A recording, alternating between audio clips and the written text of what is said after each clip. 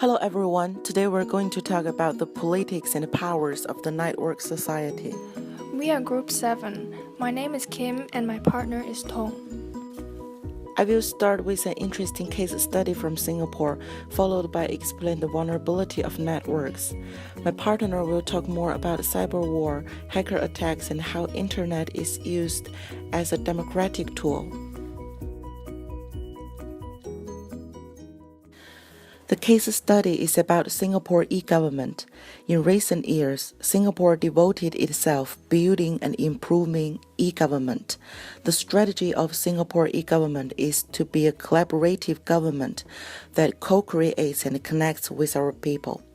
The collaborative government can be interpreted from three aspects. First one is co-creating, which means customers are empowered to co-create new e-services with the government. Second is connecting, which means citizens are informed and involved to engage government on national policies.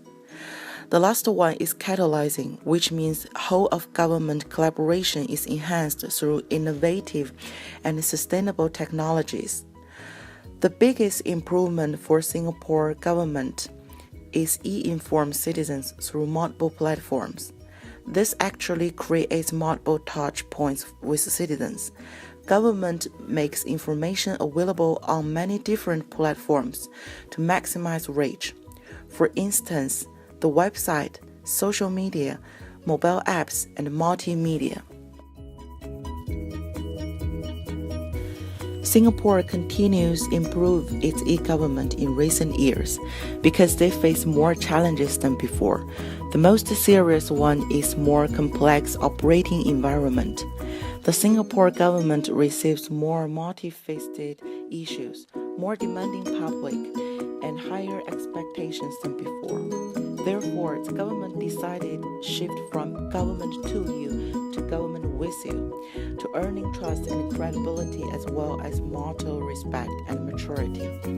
From this case study, we should notice that e-participation is iterative, evolving process which should change as objectives and public expectations change. Bring the dialogue to the citizens to maximize reach and naturalize a culture of discussion. Here is a quick look of the 4 questions which we are going to discuss now. What causes the vulnerability of networks? Can you come up with some possible solutions to reduce the vulnerability of networks? Even we benefit a lot from networks, we cannot ignore their vulnerability.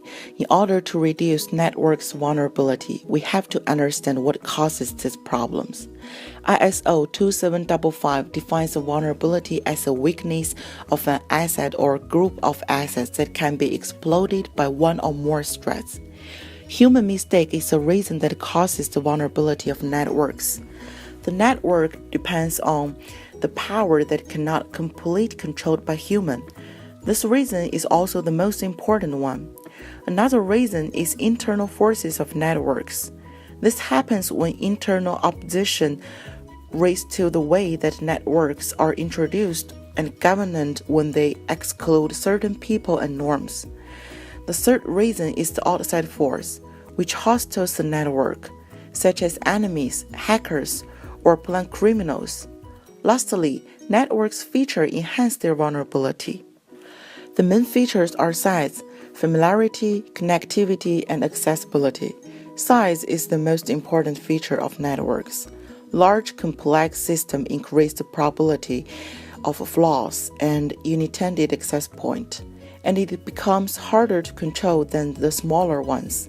Familiarity is another feature that increases vulnerability. Using common well-known code, software, operating system, and hardware increase the probability that an attacker can find the knowledge and tools to exploit the flaw. Connectivity is accessible, increase vulnerability, such as more physical connections, privileges, and ports. Last feature is accessibility. The program assumes that all user inputs are safe. Programs that do not check user input can allowed unintended direct execution of commands, the ignorant people having access to the network increased proportionally. The possible solutions are mainly came up based on the features. One solution is limiting the positive features of networks, keeping the connection itself as basic as possible, so the intelligence is stored at the center and in the terminal equipment alone. Moreover, using cloud computing can completely centralize network operations and sources. Another solution is taking constant vigilance, such as careful system maintenance, best practices in deployment and auditing. Now I'm going to talk about the question. What is the difference between a cyber war and a hacker attack? Raise a few examples. The answer is, both cyber war and hacker attack only occur on the internet. First, I'm going to give more information about the term cyber war. Clark has defined cyber war as actions by a nation-state to penetrate another nation's computers or networks for the purposes of causing damage or disruption. Cyber war is considered to be the fifth domain of the military after land, sea, air, and space. Several armies in the world are preparing for such a war as a potential part of future warfare. However, such a war has never taken place. In recent years, the US has always been the leader in cyber war, hacking almost everyone. Hammond points out, US intelligence officials and private contractors have been milking hacks to secure billions in cyber security programs.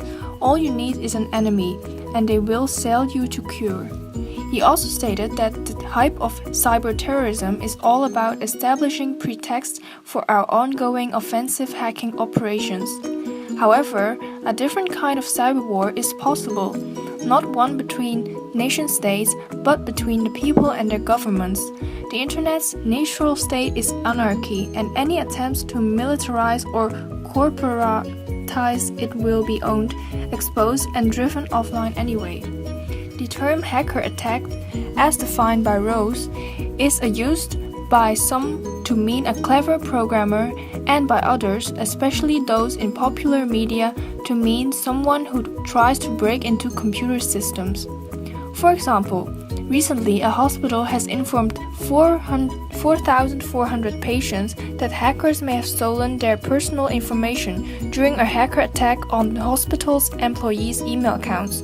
According to the Associated Press, St. Mary's Medical Center spokesman Randy Capehart says that the hackers accessed emails that contained names, date of birth, gender, insurance information, health information, and in some cases, social security numbers. How did the hospital solve the problem? They had to shut down the employees' email accounts as soon as the January attack was detected.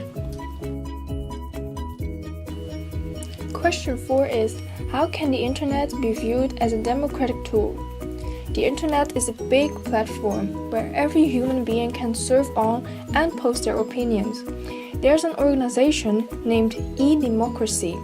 According to their website, it states that its mission is to build online public space in the heart of real democracy and community. Their mission is to harness the power of online tools to support participation in public life, strengthen communities, and build democracy.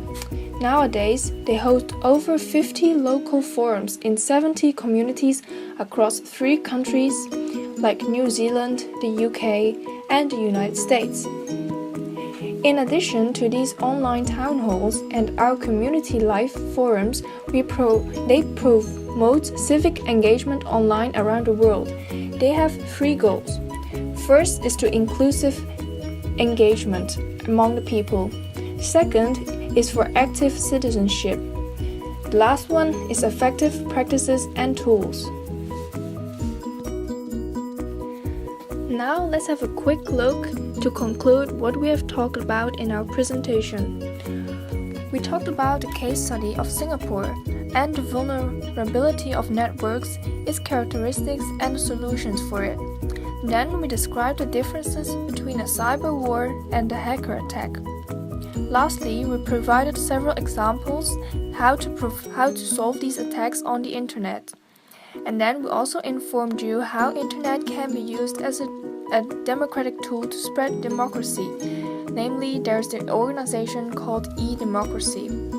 Thank you so much for taking your time to listen to our presentation.